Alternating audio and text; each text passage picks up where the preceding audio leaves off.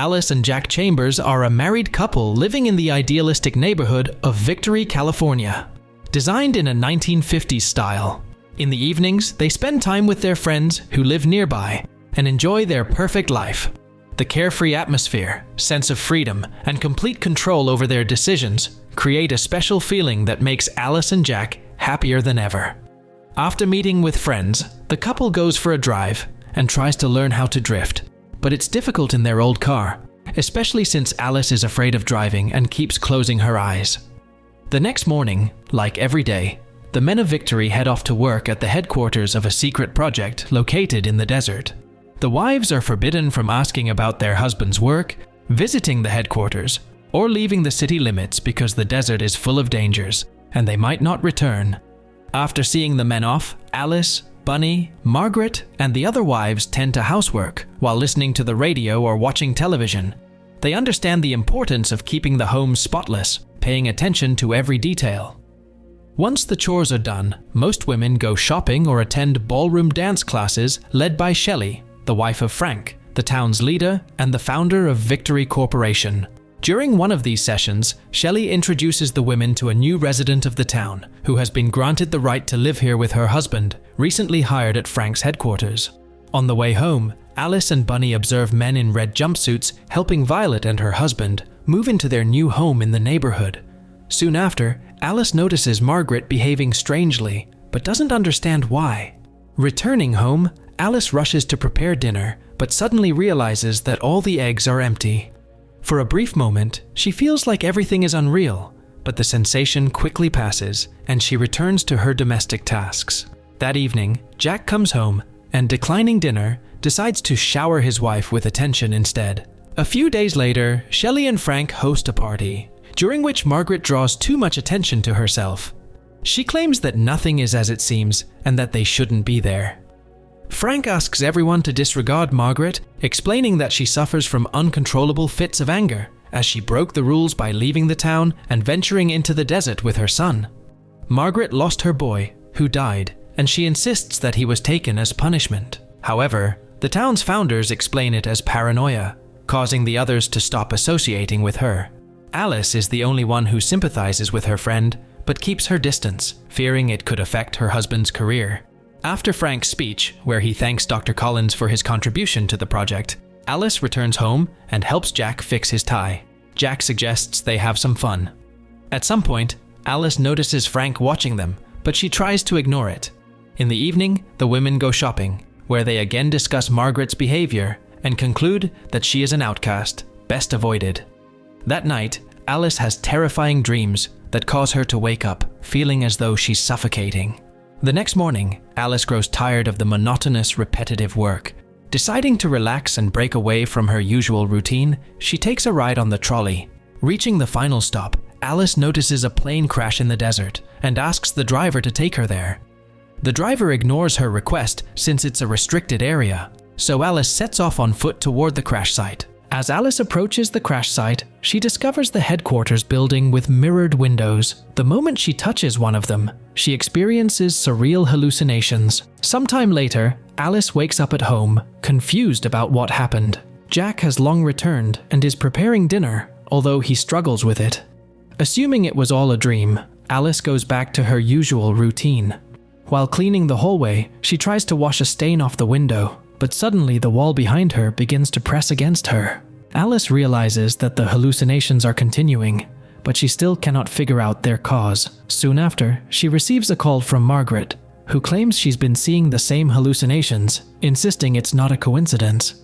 They left the Forbidden Zone and now know more than the others. The hallucinations intensify daily, and at one point, Alice sees Margaret in the mirror instead of her own reflection, smashing her head against it. Returning home, Alice sees her friend on the roof and witnesses her taking her own life by jumping off. Alice wants to help Margaret, but she's taken away by men in red jumpsuits. That night, Alice tells her husband about it, but Jack doesn't believe her and asks her to stop imagining things. As the hallucinations persist, Alice gradually begins to lose her mind. Wrapping her face in plastic wrap, she tries to suffocate herself, as the visions keep intensifying and becoming more clear. Soon after, the town doctor visits her home, examines Alice, and concludes that she is perfectly healthy and does not need treatment. Jack declines medication for his wife and informs her that Margaret is alive and recovering from a household accident. Alice realizes that she's being blatantly lied to, so she takes advantage of the moment and steals her friend's medical file from Dr. Collins's briefcase. Upon reading the documents, Alice discovers the records have been altered, and she burns the evidence, exposing the deception.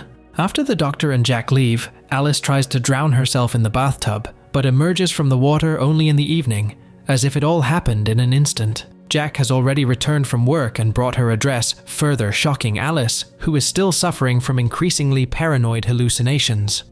A few hours later, the couple heads to a formal party, where a singer takes the stage. Alice is further tormented by her hallucinations, seeing the woman in a similar outfit, which drives her nearly insane. She begs to leave, but Frank calls Jack on stage to announce his promotion.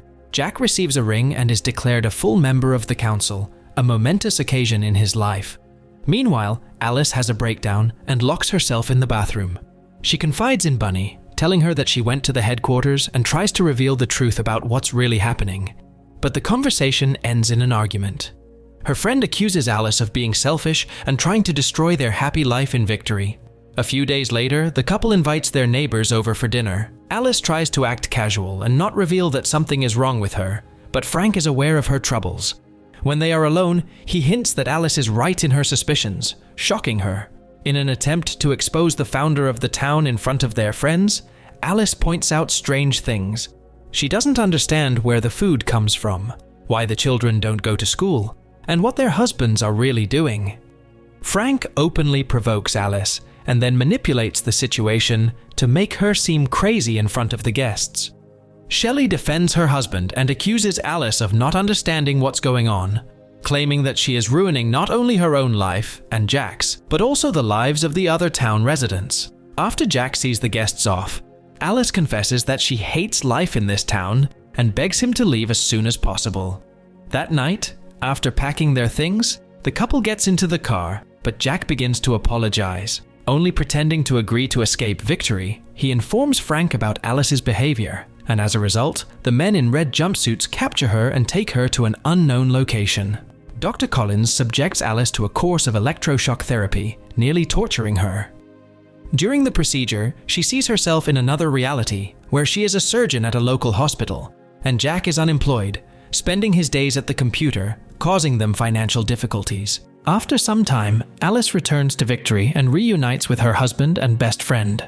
She resumes her old life, doing household chores and seeing Jack off to work. Each day becomes an exact copy of the previous one, giving the impression that Alice is stuck in a time loop of a perfect family life.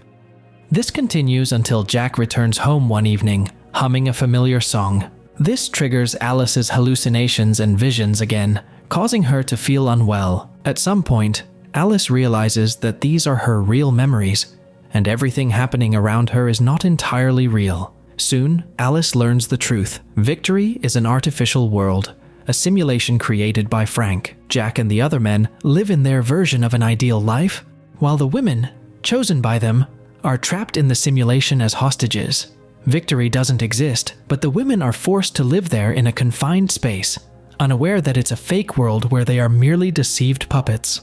The men, when they leave for headquarters every day, are actually exiting the simulation to go to their real jobs to pay for their stay in the virtual world. Alice is outraged by everything that has happened, but Jack defends himself, claiming he only wanted to give her a happy life where she wouldn't have to work. He says that Alice was unhappy working at the hospital, so he agreed to participate in the project and worked hard to pay for membership in the Players Club. Alice rebukes Jack for taking away her freedom of choice without asking for her opinion or consent. Jack tries to strangle her, but in self-defense, Alice hits him with a glass, which leads to his death in both worlds. Frank and Shelley learn about what happened and send the men in red jumpsuits to Alice's house. Bunny arrives and, seeing what happened, urges Alice to leave the artificial world as quickly as possible. It turns out that Bunny is the only woman who knows about the virtual world, but stays there voluntarily because it's the only way to be with her children, who no longer exist in the real world due to a tragic accident. Bunny urges Alice to run to headquarters because its windows are a portal for escaping Victory. When Alice steps outside, the other women begin to realize the truth. Their husbands panic, and chaos ensues. The simulation starts to collapse as the women no longer want to be prisoners of their husbands' desires. Fleeing from the men in red jumpsuits, Alice heads for headquarters. Dr. Collins tries to stop her, but she evades him and causes a car crash. Meanwhile, Shelley kills her husband to take over the project after Frank's death and implement it the way she wants. Alice manages to reach headquarters, where she sees a hallucination of Jack embracing her. Ignoring the vision, she touches the window just before being caught. At that moment, Alice wakes up in the real world.